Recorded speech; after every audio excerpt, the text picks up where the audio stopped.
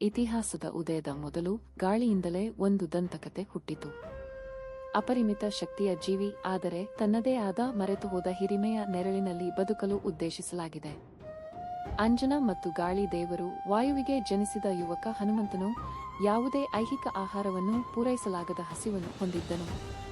ಅದು ಪರಮಾತ್ಮನ ಹಸಿವು. ಒಂದು ಮುಂಜಾನೆ ಉದಯಿಸುತ್ತಿರುವ ಸೂರ್ಯನನ್ನು ಮಾಗಿದ ಚಿನ್ನದ ಹಣ್ಣು ಎಂದು ತಪ್ಪಾಗಿ ಭಾವಿಸಿ ಮಗು ಹಾರಿತು. ಅವನು ಸುಮ್ಮನೆ ನೆಗೆಯಲಿಲ್ಲ. ಅವನು ಆಕಾಶದ ಬಟ್ಟೆಯನ್ನು ಚುಚ್ಚಿದನು. ಮಗು ಸೌರದ್ವಾರವನ್ನು ಸಮೀಪಿಸುತ್ತಿದ್ದಂತೆ ಸ್ವರ್ಗವೂ ನಡುಗಿತು. ಬ್ರಹ್ಮಾಂಡವನ್ನು ಕತ್ತಲೆಯಿಂದ ರಕ್ಷಿಸಲು ದೇವರ ರಾಜನಾದ ಇಂದ್ರನು ಅವನನ್ನು ಕಾಸ್ಮಿಕ್ ಮಿಂಚಿನ ಹೊಡೆತದಿಂದ ಹೊಡೆದನು. ದುಃಖಿಸುತ್ತಿರುವ ಗಾಳಿ ದೇವರನ್ನು ಸಮಾಧಾನಪಡಿಸಲು ದೇವತೆಗಳು ಬಿದ್ದ ಮಗುವಿಗೆ ಕಲ್ಪನೆಗೂ ಮೀರಿದ ಉಡುಗೊರೆಗಳನ್ನು ನೀಡಿದರು.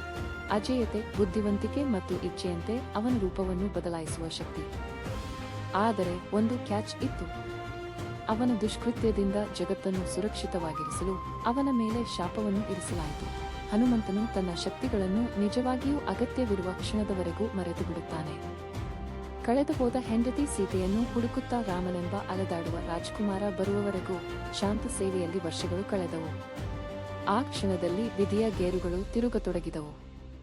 ಹುಡುಕಾಟವು ಅವರನ್ನು ಪ್ರಪಂಚದ ಅಂಚಿಗೆ ಕರೆದೊಯ್ಯಿತು. ಅಲ್ಲಿ ವಿಶಾಲವಾದ ದುಸ್ತರವಾದ ಸಾಗರವು ಅವರ ಮತ್ತು ಲಂಕಾದ ರಾಕ್ಷಸ ಸಾಮ್ರಾಜ್ಯದ ನಡುವೆ ನಿಂತಿತು. ಯೋಧರು ಹತಾಶರಾಗಿ ಹಿರಿಯ ಜಾಂಬವನ ಮುಂದೆ ಹೆಜ್ಜೆ ಹಾಕಿದರು. ಅವರು ಹನುಮಂತನ ಕಿವಿಗೆ ಪ್ರಾಚೀನ ರಹಸ್ಯಗಳನ್ನು ಪಿಸುಗುಟ್ಟಿದರು. ಅವರ ನೆನಪಿನ ಮುದ್ರೆಯನ್ನು ಮುರಿದರು. ಭೂಮಿ ನಡುಗಲಾರಂಭಿಸಿತು. ಹನುಮಂತನು ಬೆಳೆದನು. ಅವನ ಸ್ನಾಯುಗಳು ಪರ್ವತಗಳಂತೆ ವಿಸ್ತರಿಸುತ್ತವೆ. ಅವನ ಗರ್ಜನೆಯು ಸಮುದ್ರದ ಗುಡುಗನ್ನು ಮೌನಗೊಳಿಸಿತು.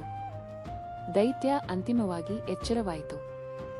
ಅವನ ಕೆಳಗಿರುವ ನೆಲವನ್ನು ಸೀಳಿದ ಒಂದು ನೆಗೆತದೊಂದಿಗೆ ಅವನು ಸಾಗರದಾದ್ಯಂತ ಮೇಲಕ್ಕೆ ಏರಿದನು.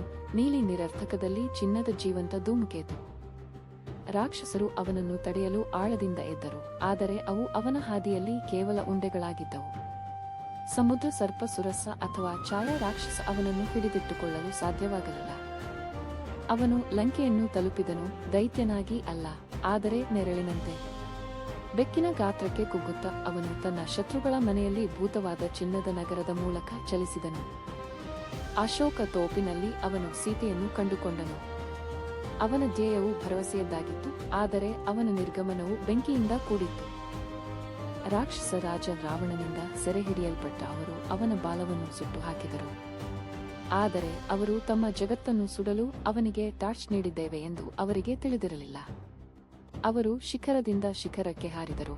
ಚಿನ್ನದ ನಗರವನ್ನು ಅಂತ್ಯಕ್ರಿಯೆಯ ಚಿತಾಗಾರವನ್ನಾಗಿ ಮಾಡಿದರು. ಕೆಲವು ದೇವರುಗಳನ್ನು ಪಂಜರದಲ್ಲಿ ಇಡಲಾಗುವುದಿಲ್ಲ ಎಂದು ಲಂಕಾ ಆ ದಿನ ತಿಳಿಯಿತು. ಮಹಾಯುದ್ಧ ಪ್ರಾರಂಭವಾದಾಗ ಹನುಮಂತನು ಅಂತಿಮ ಗುರಾಣಿಯಾದನು. ಆದರೆ ಸಾಯುತ್ತಿರುವ ಲಕ್ಷ್ಮಣನ ಮೇಲೆ ಸೂರ್ಯನು ಉದಯಿಸುತ್ತಿರುವಾಗ ಅವನ ದೊಡ್ಡ ಪರೀಕ್ಷೆ ಬಂದಿತು. ಪರ್ವತದ ಮೇಲೆ ಗುಣಪಡಿಸುವ ಮೂಲಿಕೆಯನ್ನು ಕಂಡುಹಿಡಿಯಲಾಗಲಿಲ್ಲ. ಅವರು ಯೋಚಿಸಲಾಗದದನ್ನು ಮಾಡಿದರು. ಅವರು ಇಡೀ ಪರ್ವತವನ್ನು ಮೇಲಕ್ಕೆತ್ತಿ ಖಂಡದಾದ್ಯಂತ ಹಾರಿಸಿದರು. ಯುದ್ಧವು ಗೆದ್ದಾಗ ಹನುಮಂತನಿಗೆ ಕಿರೀಟವೂ ಇಲ್ಲ ಮತ್ತು ಕೀರ್ತಿಯೂ ಇಲ್ಲ. ಆಭರಣಗಳನ್ನು ಅರ್ಪಿಸಿದಾಗ ಅವನು ಅವುಗಳನ್ನು ಹರಿದು ಹಾಕಿದನು. ಒಳಗಿರುವ ತನ್ನ ಭಗವಂತನ ಚಿತ್ರವನ್ನು ಮಾತ್ರ ನೋಡುತ್ತಿದ್ದನು.